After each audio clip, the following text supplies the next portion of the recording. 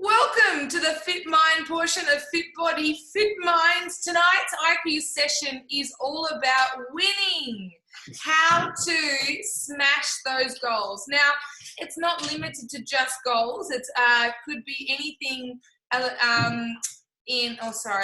just had a notification come up, sorry. Doesn't have to just be goals. It can be how to smash through your tasks through the day, how to be most productive and stuff like that. But we're going to generalize it and talk just about goals, but it can be related and in what's the word? Like put into every day. And I just spat carrot. We're off to a good start. All right, let's go. All right, we have 7 points to chat about tonight. The goal is to get through them nice and quickly, 20 to 30 minutes tops. All right? Step number 1. Set a goal.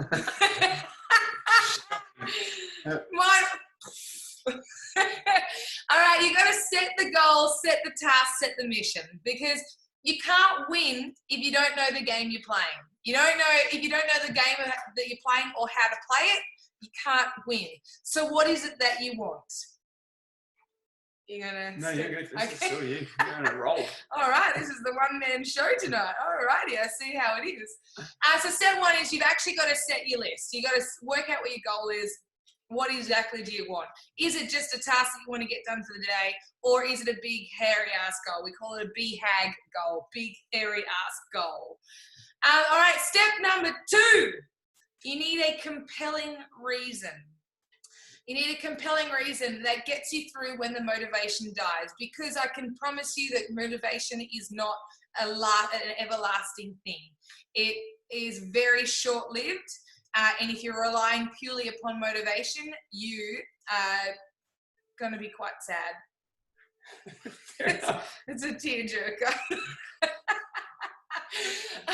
Motivation is very temporary. So you got to work out, why do you want this goal? Like, why is it important to you? Why is that? And how will you feel when you achieve it? How will you feel when you tick it off? How will you feel when you smash it? And how will you feel if you didn't achieve it? That's also a really important thing. So on what Sheridan's saying there, it's that those last 2 questions are how you feel when you achieve it. That's you visualizing you achieving that goal. Because quite often we set it and then that's about all we do. And then we just wait for it to come close and then we panic and then we procrastinate most of the time and then we quickly get it done and we half-ass it, generally speaking. But if you actually did the process of asking the compelling reason of why do I want this goal? Why is it important to me? And you come up with that reason that's really powerfully wrapped there, then you'll find every reason to go and do it. But if you don't have that compelling reason, then of course you will find every reason not to do it. And that's why just setting a goal is cute. It's kind of like they say, if you don't put a date to it and don't find the reason to it, it's just a dream.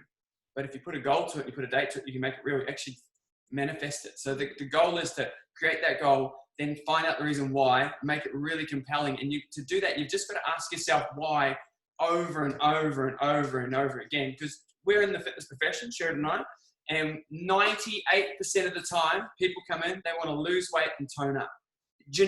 Most generic answer ever, but that's what we get every time. I want to lose weight and tone up. Now we know that the term tone up is actually not even a term, it's just a made up one in the profession.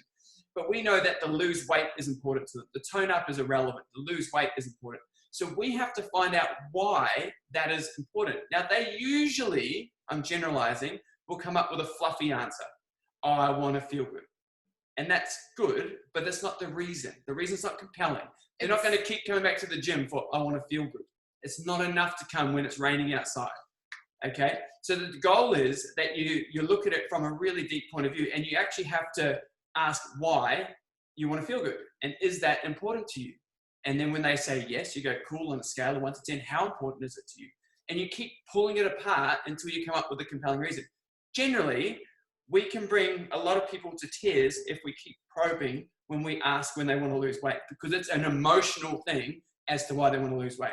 The more emotion that is attached to this goal, the more weight it carries and the more compelling it is, then the greater the likelihood that you'll achieve that goal. So if you get to a point of tears, then that's at the point of really compelling reason for you to achieve that goal. And the likelihood of you smashing that is so much greater than if it's whatever, it'd be nice. Because when you get those days when you can't be stuffed, what you can tap into is the reason why. Because if you had the hard truth with yourself, you've surfaced it, you've let it come to manifest.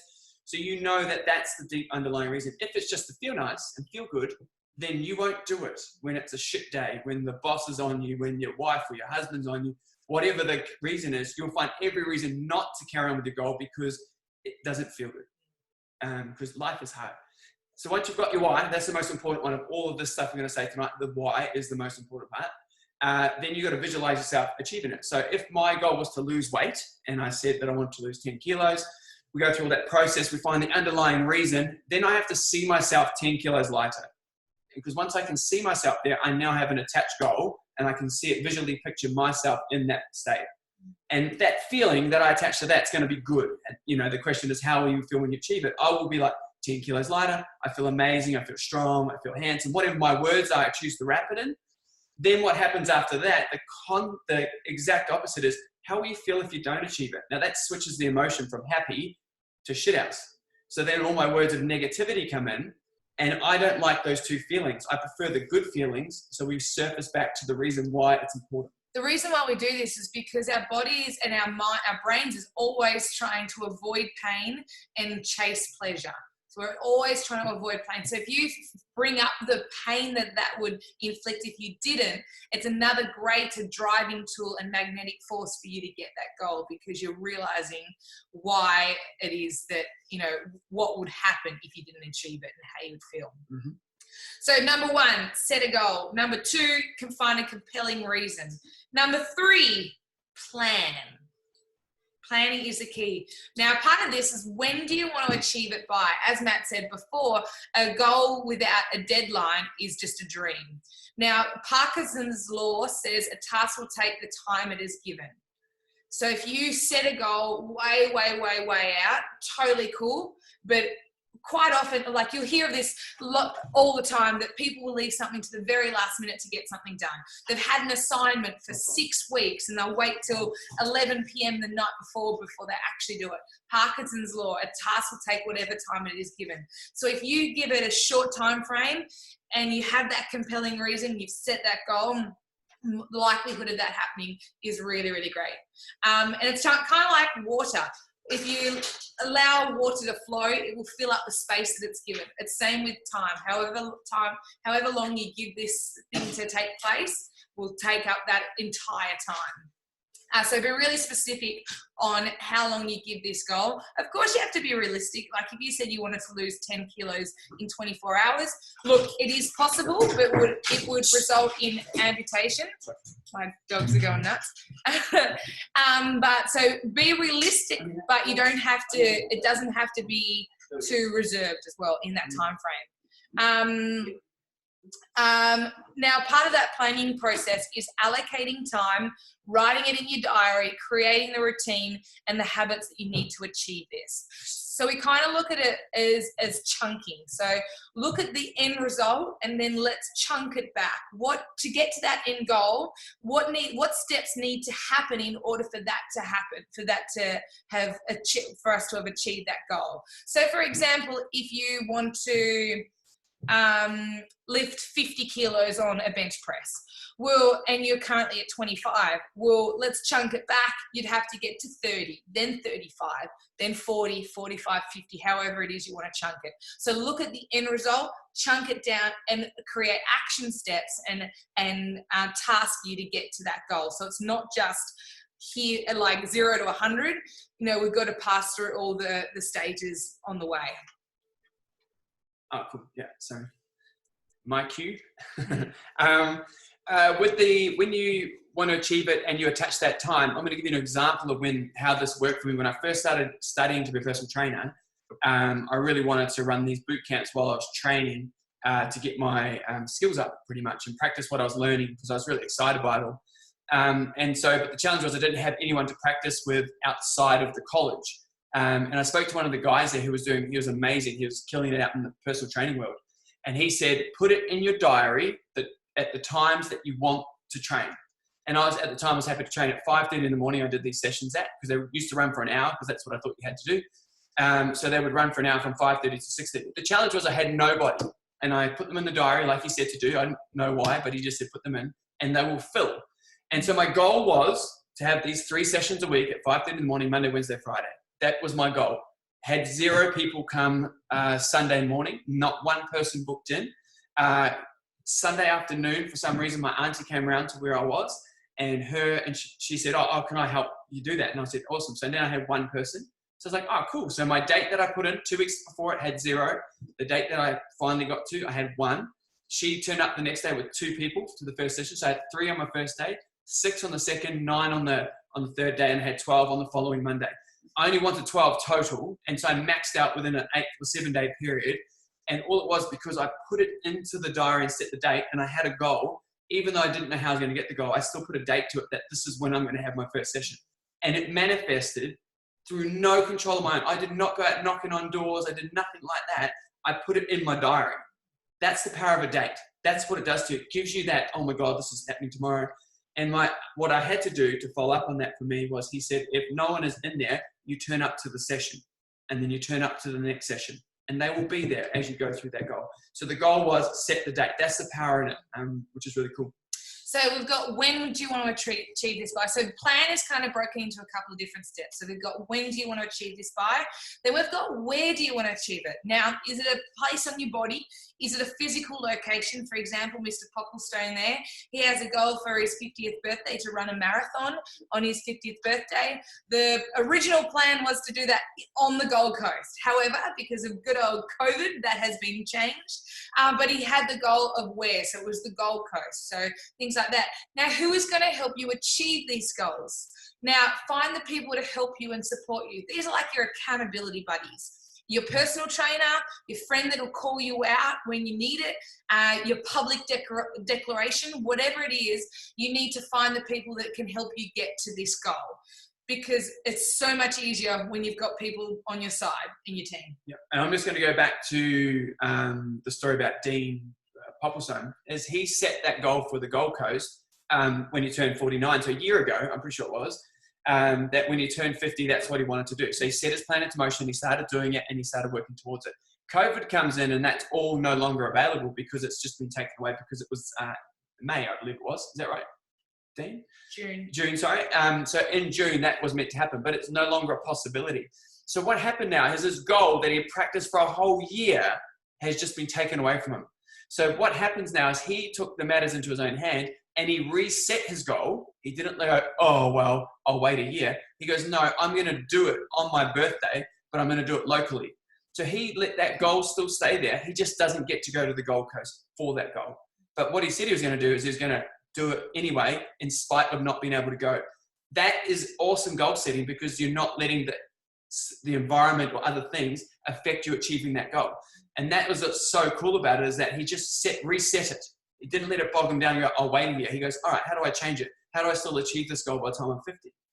That is awesome goal setting right there. And that's the reason that Dino will win. So, which is really cool. Next is, what are you prepared to do to achieve it? You know, are you prepared to get up at 5 a.m. in the morning and go for that run that you need to go for? What are you prepared to do to achieve it? And write this stuff down as well. And what has stopped you in the past from achieving your goals? So you need to get real with yourself and find out what are the barriers that you've had in the past that have stopped you.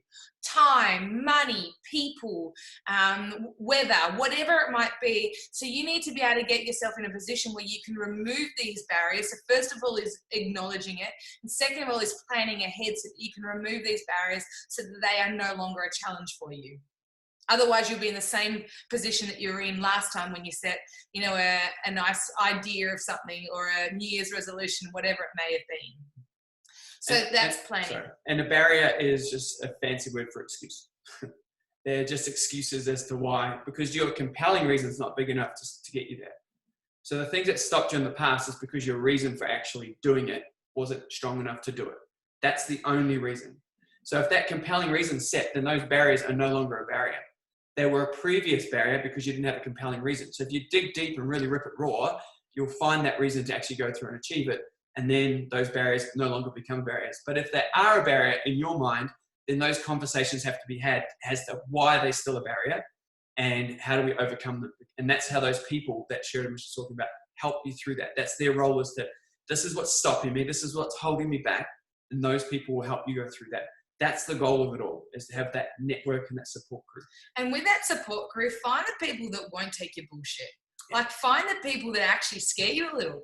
Someone that scares me a little for that is Cara. She's awesome. She will not take your crap. She'll make you get through and call you on it and push through those excuses and stuff like that.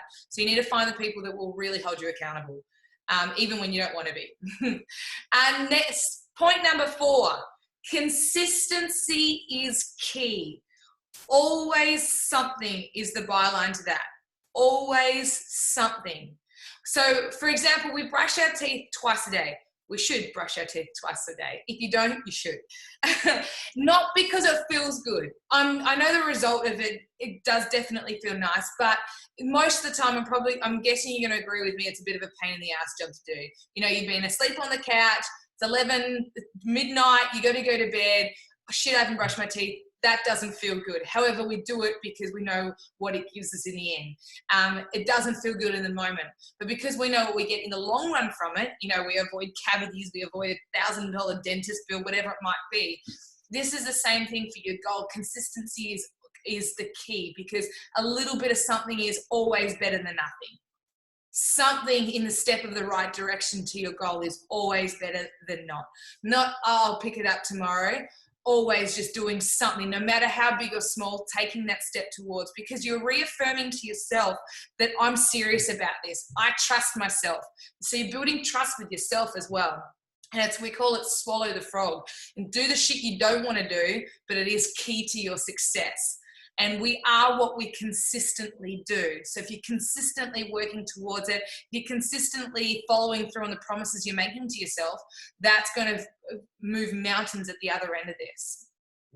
Short and sweet. Anything to add with that? Just the term on the swallow the frog. That just means that if there was a frog there that you had to swallow, it's better off swallowing it straight away than waiting till the end of the day where there's a chance that you won't swallow it. Get it done. It'd be a horrible thing to do. You don't want to do it, but once it's done, and then your day goes about this day. So it's choosing to do that thing that you don't want to do, even though you don't want to do it. That's the kicker. That's really it. Rip off that Band-Aid. That's it. All right, so we've got set a goal. We've got find a compelling reason. Number 3 is plan, and number 4 is consistency is key. Point number 5, give it all you've got at that moment. So let's talk a fitness goal. You wake up, you're not feeling the best, you've got your PT session, you rock up. Let's say you've got 80% in your tank. Give it all of that 80%, that full 80%, whatever you've got in that moment. Not I'm going to text my trainer and I'm going to reschedule. No, you can't keep waiting for the perfect conditions and the perfect scenario. You got to give it everything that you've got in that moment. Always something is better than nothing. Remembering that. There's some considerations though, if you're constantly having this battle, is your energy, your mood, fueling, rest, filling your tank, etc. So if you have an empty cup, you can't expect to be overflowing with energy, joy, and passion, and all these things that you need to be able to successfully complete this goal and do it with happiness too. So you need to maybe look at your food. Maybe your nutrition isn't fueling you right. Maybe you don't have the right energy to get you through the day so that you can attack your goals with the energy that you want. You know, are you getting enough rest? Are you just burning the candle at both ends and you're not refueling yourself? Are you actually getting quality time with those that you love, with yourself, with things that you like to do that actually fill your cup, things that make your soul feel good? So I'm not saying that always chasing the things that feel good. We need to do things that sometimes don't feel good but are in step in the right direction. However, we do need to take some time throughout our week to making sure that our cup is filled, so it is doing stuff that does make you feel good. So work out that. Is it running a hot bath? Is it reading? Is it going for a walk in nature? Is it spending time with your pups? Is it spending quality time with your loved one? What is that? So giving it all you've got in that moment, but making sure you're giving yourself the best the best leg up for that, you know, putting yourself in the right position, the right fuel, all that kind of stuff. Number 6, this is our favorite one. And I think this is probably the second most important one. First of all is your compelling reason. Second of all is number 6, and that is celebrate, and celebrate often. So we mentioned before in the planning stage where you got to chunk down that goal. The reason we do this is we want to give you the most of opportunities possible to celebrate. Why do we celebrate? Celebrating feels good. The more we reaffirm that this feels good, the more we want to do it and the more we want to chase it. So for example, your goal might be to lose 10 kilos. All right. But you could celebrate every day that you maybe had a little bit less chocolate or whatever it might be, and make that celebration as fun, as silly as you possibly can, and make it physical. So we're actually going to demonstrate our celebration moves, Maddie Dean. Maddie Dean's is the best. It's a bit weird. All right. It doesn't matter where you are, you can do it. Now, you got to come up with your own celebration form, but this is ours because this makes us laugh, this makes us feel good, and this really just reaffirms what we're trying to achieve here. All right. Celebrate. Ready? 3, 2, 1. Matt's pelvic thrusting. So if you ever... That makes me feel good. Oh, hello. Cover your ears, kids. Well, see, everyone's smiling, and it makes me smile too. That's why I do it. So if you ever drive past us and Matt is pelvic thrusting while he's driving, we're clearly just celebrating something. Now, we celebrate any possible chance that we get. So I've got quite a few goals that we set goals at the start of the year to really structure our year. And if we action one of those, doesn't matter when it is, how little it is, how big it is, then we celebrate wherever we are. Of course you like that, Tommy. So celebrate, and try and celebrate as often as possible. If your goal is in 12 months' time, so for example, 12 months ago, Dean set the goal to run the marathon in 12 months' time. If he had to wait until 12 months came to celebrate that one goal, that's a really long time to have to wait.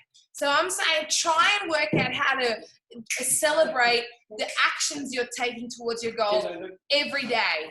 If not once, twice, 3 times, as many times as you possibly can. Whatever it is in a positive step towards achieving your goal it might be. So celebrate the milestones, celebrate the action steps, celebrate the tasks, celebrate the moments that you've overcome the CBS. Can't be, I can see that Lily's there, so I have to beat that one out. Celebrate those moments. You know, you've set yourself, you have to go for a run, it's pissing down with rain, but you go out and do it anyway. You come home, you celebrate. And I try and, exactly, Jamie. And I also recommend that if you can try and involve other people, again, that too will also just add more weight to reaffirming and making those connections stronger in your brain as well. Because Sheridan she'll be winning at something and she'll go, oh, Maddie, I did this. And then we celebrate her achieving it. That's the coolest part, is it's nothing to do with me, but I get to see her happy because she's done something towards her, which actually makes me think, oh, have I done something today? And it rolls on to me achieving, and that's when. And it rolls on to you going, how can I win today? Yeah. I want to win today. So we're not just talking about just winning at your big goal. We're talking about winning at so many things throughout your day that lead up to your big goal, whatever it may be, whatever area of your life you want it to be. Because it makes you happy. Yeah, you got to be happy. You got to enjoy the process. The more you enjoy it, the better. If it's long and boring, get stuffed. and you've all been, I'm guaranteeing, we all do go through this phase, but you've all would have been going to the gym going, oh, I just can't be stuffed going to the gym today. Can't be stuffed going to my PT session. Can't be stuffed going to boot camp. And you turn up, you do it, and you go home happy. You always feel better when you go home after the session. Not because you're going home, because you did the session. That's the reason you feel good from doing it. You can hate the ride in, but you can love the ride home. That's what exercise does to you. And it doesn't matter if you say it does or doesn't. That's what it does to you. Chemically, biologically, inside you, that's what happens. It makes you happy. And a great example is Sheridan's dad lately has been a bit grumpy. And they haven't exercised since we went to at home. They have done nothing. He's been on one bike ride and I think a walk or something like that. So he has never elevated his heart rate high enough to stimulate a chemical change. So everything is compounding and it's getting worse and worse and worse. And so he exercised today and we rang up and spoke to Annie and she said straight away, oh, he's happy. Of course he's happy because he's exercised, his body's charged. It wants to move. It's designed to move. It's not designed to sit on your ass. Sorry, language. And the more physically you can make your celebration, the better, because again, it's releasing those happy chemicals. Everything's just making it stronger and stronger and stronger.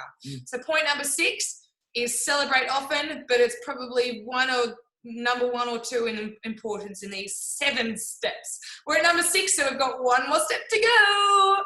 That is start. Yes.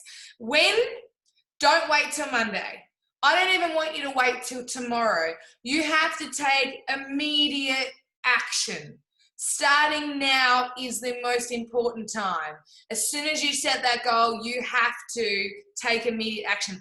The bigger the action step that you take, the stronger your outcome is going to be. It's just so you don't get a case of the I'm gonna, I wanna, those people. You'll know them in your life. They'll all be saying, I'm gonna do that one day. I'm gonna do that one day. We call them campers. They sit at the bottom of the mountain being the goal, and the campers sit at the bottom going, oh, I wanna, I'm gonna, I'm shoulda, woulda, coulda, all those things. Common words you'll always hear them saying. They're campers. They sit there, they like to do it, but they don't ever take these steps to do it. That's the kicker. So if you start, you at least like starting going up the mountain, which is the climbers. There's people who actually take the way up. So you're trying to be the people that start, and that takes one step towards it. That's the difference. You can sit at the bottom going, I wanna, I'm gonna, I shoulda, I coulda, I woulda, all those words. Or you can say, I did it. I stopped eating the chocolate. I brushed my teeth today. I moved today. That's a win. Then you celebrate it. Then you go, I'm one step closer. Because one little step compounded over time, like anything, is huge. If I eat one bit too much each day, over time, I put weight on. If I eat one bit too less over time, I lose weight. One little bit compounded over time. If I invest money in the bank all the time, I make more money. Okay? So these are all ways to do it, but you have to take one little step, and it starts with that first initial step. That's the kicker, but you have to start. Starting.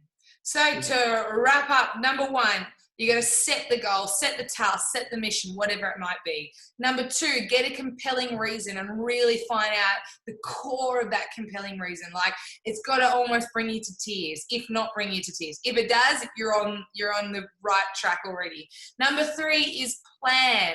You got to write it in your diary. You got to set the goals, write the action steps in your diary. Cool. I know that this week I need to attend 5 boot camps. Write them in your diary. Plan when you're going to do it. Lock it in your schedule. Anything you can do to avoid the oops, I forgot, or anything like that, because remember, you're creating new routines, new habits, all that kind of stuff. Number 4, consistency is key. We are what we consistently do. Number 5, give it all you've got at that moment. So if you've only got 80% in the tank, give that full 80%. Just be there, show up, give it everything you got. Number 6, celebrate, and celebrate often. Make it fun, make it exciting, really let those happy drugs get released, involve other people, encourage them to win often too, and let yourself win as often as you possibly can throughout the day too. And number 7 is start. Immediate action is super, super important. And that, my friends, is how you win in 7 simple steps.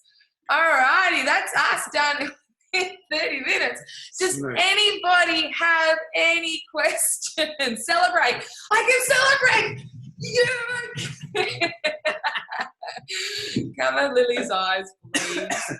Anyone got any questions? You can unmute yourself or type away. Please do. What do you got for me? Us. I feel like it's a 2 if you want him.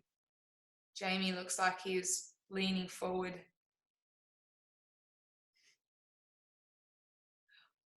Oh, he wants to know what everyone's goals are. That's like, he's getting deep. I like it. Yeah, what are your goals? Does anyone have any questions at the moment? Why are you thinking of your goals? Whilst you're thinking of your goals? Tommy, is this G-rated? I've seen Tommy's goals. He sent me a picture one day, a video, sorry, is he 80, Tommy? Yeah, he's 80 years old and he is shredded. Like, he is shredded beyond all belief, and he's 80 years old. And I'll see if Tommy can share it to the group so you guys can all see it. But that he sent it to me one day. He goes, "This is my inspiration." And what a cool goal to be 80. Tommy's already 64, but he's close. But he's getting there, and he's given himself a timeline there of a couple of years away. He'll be shredded like that. So, which is really cool. But he was really inspired by it, and I watched it and thought, "Wow, that's so cool to know that you can be leaner than lean at 80 years old, 80 plus years old." And there's heaps of them out there. He just found one that resonated with him, so that's really quite cool. My goal is to be the fastest woman at 85 years old, fastest woman in the world. Could you imagine if Sheridan had to wait until she's 85 to celebrate? She has to find a few more celebration marks along the way. That's a long way away. So that's why you go, that's what I want. That's my big long-term goal. But along the way, to get there, I need to make sure I'm healthy, I'm fit, I'm strong, I'm fast, I'm consistent with my life. I keep exercising. I don't go, I'll have 50 years off and then I'll take care of that in that last year. It's not like that. So she has to be progressively moving towards that big goal. So that's a big, hairy ass goal. Easy. Any questions? Might start a thread and you can get them put there like you did. That's a good idea. Yeah. Tommy. Yeah, just saying that guy started lifting weights at 44. He was overweight. He had no motivation. I think he was homeless from memory. And he found a job, finished up. Yeah, he started lifting weights at 44 or something. And yeah, he's just been competition bodybuilding ever since. So I thought that was a pretty big the group, Tommy? Motivation. You can post that to the group? Yeah, I'll try and find it. Yeah, I think I've got it somewhere. Yeah. Cool. Thank you. Wicked. Sensational. If no one has any questions, we might wrap this up, but I'd love to start a thread in FBFM at home about our goals and stuff like that, if you'd like to share with the group. That whole public accountability type stuff, the public declaration stuff, to really anchor it in there. No questions? Going, gone. Now, thank you guys so much for joining us. I really appreciate it. Hopefully you guys got something from this. The notes have just been posted up in Facebook, and I'll also post up the recording of this too. But if you have any further questions, feel free to reach out. And let's get winning, shall we? Yeah, we shall. Have a sensational evening. Thank you guys so much. We love you all. Bye-bye.